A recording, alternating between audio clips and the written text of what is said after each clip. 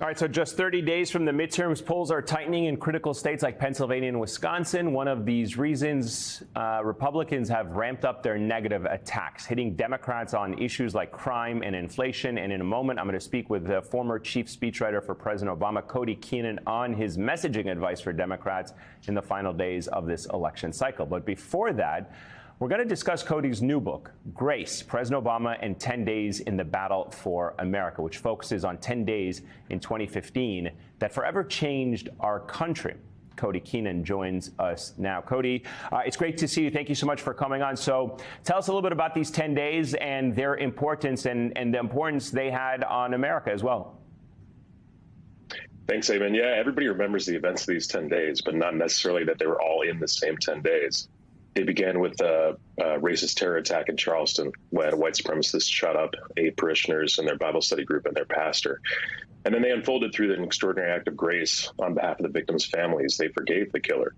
And that actually inspired President Obama to go give the Amazing Grace eulogy. And at the same time, we were preparing, my team and I, all these speeches for whether or not the Supreme Court would uphold marriage equality, whether or not the Supreme Court would uphold Obamacare. So in just these 10 days, all these questions about America, who we are, what we believe in, what we stand up for, all came to a head at the same time.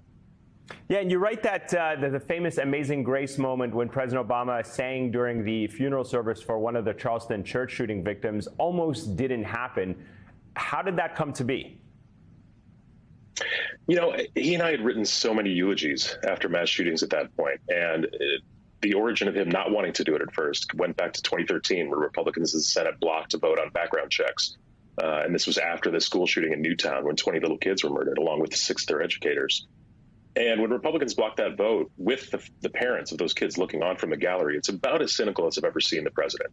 And he said, you know, the next time this happens, I don't want to speak. If we're going to decide as a country that we're not going to do anything about this, then I don't want to just perpetuate this cycle of giving a eulogy and letting us move on. But as the week unfolded and those families forgave the killer in that extraordinary act of grace, he ultimately decided, you know what, that's what I want to speak about. And I want to go down there and hug those families. And I want to talk about grace and how it can help us, you know, see where we've been blind and maybe give people the chance to change. It's undeniable that President Obama is perhaps one of the greatest orators of our lifetime. I mean, he's certainly up there among the best speakers in American political history. Have you, or how have you seen the president evolve as a speaker since he left office? Not only how he speaks, but what he chooses to speak about.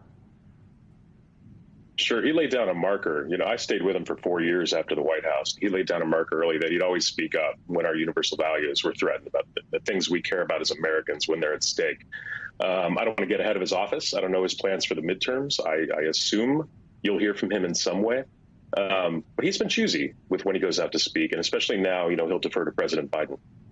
And like I said, you know a thing or two about communicating, and we've now realized how important it is for our leaders to communicate clearly and effectively about the important things that our country faces. So I wanted to get your thoughts on that. I mean, how do you communicate? How do you write for a Democratic candidate ahead of the midterms in this final stretch of the 30 days with everything that you are seeing happening across the country? How do you crystallize a clear message to the American voters about what is at stake?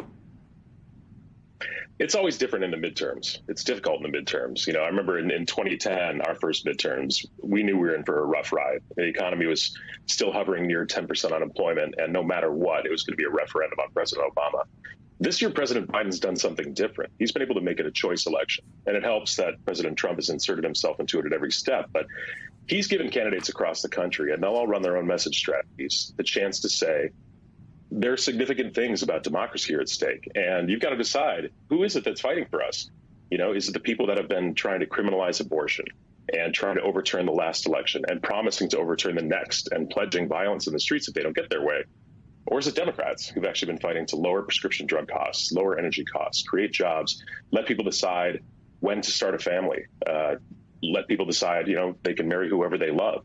It's hard to make that message stick and break through when Republicans are just going to do the same thing they do every 2 years, which is run on crime and immigration and try to scare the heck out of everybody. But these midterms are just critical. You know, I want people to think back to 2014 when Democrats lost the Senate.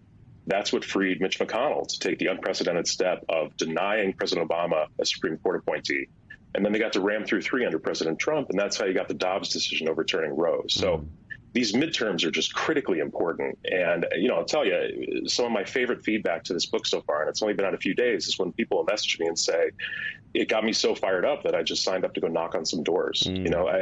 No speech, no book is going to change everything or make everything better. But if you can just inspire some people to get out there and fight for this democracy, nothing could be more important. Let me just get a final thought. Just because you had such incredible access, do you think that a president needs to be a compelling speaker to be an effective leader? I think it helps. I don't think it's necessary. It's not critical to it. I think that's actually something that all of us need to keep in mind. We're not always going to have inspirational leaders. We're not always going to have people who can go out and give a soaring speech. Sometimes you just get people who like doing the work and trying to move the ball forward every day in democracy. And that's just as important. We shouldn't need leaders to inspire us. It's nice when we get that. We all need to dive in and show up and protect this democracy at every step. Yeah, couldn't agree with you more on that.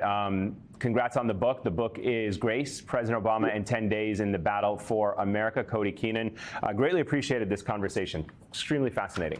Thanks, Eamon.